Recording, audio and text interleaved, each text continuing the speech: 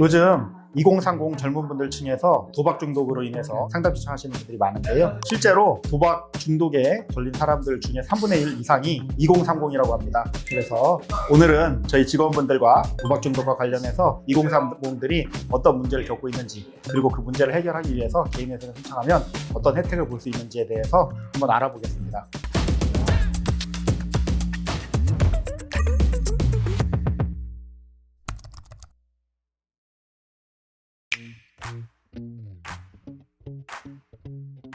젊은 층에서 20, 30%? 왜냐면 젊은 층은 돈을 빌려가지고 뭔가 해야 되는 그런 상황에 처한 경우가 많지 않아요. 무슨 얘기냐면 30대 이상 40대만 돼도 사업을 해야 되기 때문에 돈이 필요해서 돈을 빌려서 끌어서 썼다. 또는 누가 투자를 하라고 해가지고 투자하다가 실패했다. 이런 식의 얘기가 되는데, 아직 20대인 경우에는 그런 경우는 거의 없고, 채무가 많다고 한다면 크게 두 가지인 것 같은데, 하나는 생활비, 카드 대금. 그래서 내가 처음으로 돈을 벌기 시작해가지고 사회생활을 하니까 카드가 만들어지고, 신용카드로 쓰다 보니까 씀씀이가 좀 커져가지고, 그리고 갚을 수 없는 상황에 이르렀다라고 하는 게 첫 번째 유형인 것 같고, 두 번째 유형은 재미로 시작을 했든 아니면 이거를 좀 돈을 벌려고 시작을 했든 도박을 시작을 해가지고 그게 이제 감당할 수 없을 만큼 커질 때에 개인회생을 노래하는 것 같아요. 도박 직접 해보신 적 있으세요? 그 옛날에 이거 너무 나이가 표가 나나? 그 이병헌이 나왔던 올인이라는 드라마 알아요? 올인? 역시 저 대학 때는 되게 유명했던 드라마거든요. 엄청 인기가 좋아서 송혜교도 나오고 이병헌도 나오고 도박하는 그런 드라마였는데, 그때 근데 그 드라마에서 어떤 도박이 나왔는지는 잘 모르겠는데, 그것 때문에 이제 친구들이랑 포카도 했던 것 같고 섰다도 했던 것 같아요. 우리 자취방에 모여가지고 아주 밤을 새고 놀았죠. 돈을 걸고 하시진 않았나요? 돈 걸고 했죠.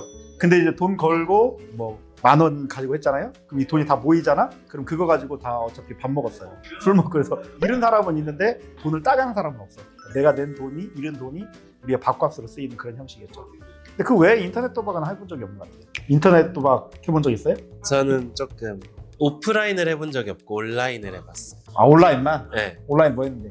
스포츠, 토토? 네, 승패 맞추기, 축구, 야구도 하고 농구도 하고. 근데 그게 스포츠 그 팬이면 진짜 재밌을 것 같긴 해. 얼마까지 걸어봤어요? 300만 원. 한 번에? 네, 한 번에? 네, 와. 그럼 얼마까지 잃어봤어요? 300만 원. 처음 시작은 10,000원. 그게 하다 보니까 300만 원. 그러니까 다들 그런 것 같은데? 처음에는 다 계획이 있어. 근데 읽기 시작하면 이제 이성을 읽기 시작하지.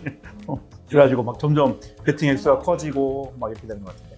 혹시 주변에 또 도박을 해보거나 한 친구들은 없어요? 옛날에 고등학교 선배 중에 도박 빚을 져가지고 사채업자가 학교로 찾아온 적이 있어요.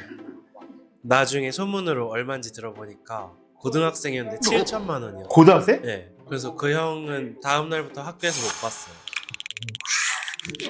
제 친구 중에서도 사다리 게임 해가지고 300만 원을 번 거예요. 오. 300만 원 벌어서 자기 친구들 다 부대찌개 집에서 다 불러가지고 그 300만 번 걸로 밥 사주고. 야. 그런 거 보니까 나도 한번 벌어보고 싶은데. 그러니까 이런 것처럼 하다가 보면은 돈을 벌 때가 있고, 돈을 벌면 이제 그때 좀 쾌감 이런 것들 때문에 점점 빠져들고, 또는 한번 빠져든 사람의 옆에서 그 재미를 느끼고 나도 해봐야 되겠다라고 하고, 그런 식으로 이렇게 점점 번져나가는 것이 아닌가 싶어요.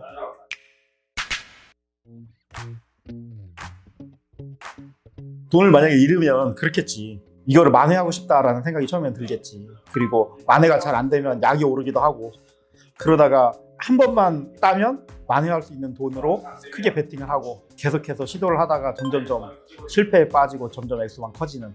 그러니까 그 사람들이 같이 상담을 해보고 하면 돈을 잃었기 때문에 도박을 할 수밖에 없다고 얘기를 해요. 왜냐하면 내 월급으로는 그 빚을 감당하기 힘들고, 내 월급으로는 도박으로 잃은 돈을 회복하기 힘들다.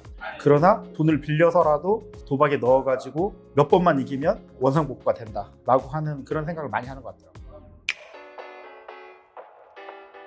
느낀 거지. 도박으로 만회할 수 있는 상황을 이미 넘어섰다. 더 이상은 안 되겠다라고 거기서 빠져나오려고 개인회생을 하는 거죠. 또는 더 이상 어디서 돈을 빌려서 도박 대금으로 투입할 수 있는 상황이 아닌 경우, 더 이상은 대출이 안 나오는 경우, 그때는 이제 개인회생으로 방향을 트는 거죠.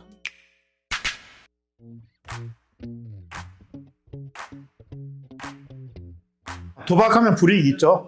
불이익이 있는데 지금쯤 되면 우리도 이제 익숙해졌을 단어 청산가치. 그러니까 만약에 도박을 안 했으면 그 돈을 가지고 있었을 거니까, 가지고 있었다면 그것도 재산이니까, 그러면 재산으로 보겠다. 재산으로 보면 청산가치 반영이 되고, 청산가치가 높아지면 변제금도 높아지고 변제 기간도 길어질 수 있는 거죠. 그러면 개인 상환의 의미가 있나요? 의미가 있죠. 왜냐하면 당장 상환해야 되는 돈이 상당히 크다면 그것을 계획적으로 나눠서 갚을 수 있기 때문에 3년의 기간 동안 나눠서 갚는 것도 의미가 있고, 나눠서 갚는데 얼마만큼 나눠서 갚는가면 내가 청산가치로 가지고 있는 만큼 그만큼을 갚아야 되는 거거든요. 그러니까 경우를 두 가지로 나눌 수 있는데, 내 채무가 청산가치보다 더 많은 경우, 그러면 청산가치까지만 갚으면 되기 때문에 내 채무를 다 갚지 않고 원금을 탕감을 받죠.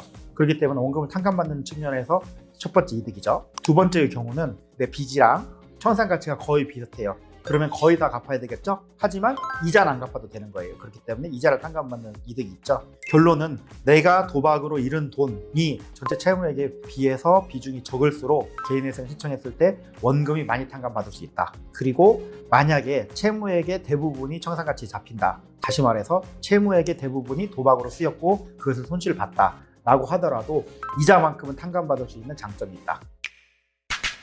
개인회생을 하게 되면은 법원에서 정해주는 변제금, 변제 기간이 정해져 있고, 그걸 어떻게든 꼭 해내야 되겠다라고 하는 새로운 동기부여도 되기 때문에 이 기회에 도박에 늪에서 빠져나올 수 있는 방법도 마련이 되는 거니까, 그런 문제를 해결하기 위해서 개인회생을 신청하는 것도 방법이 되겠습니다.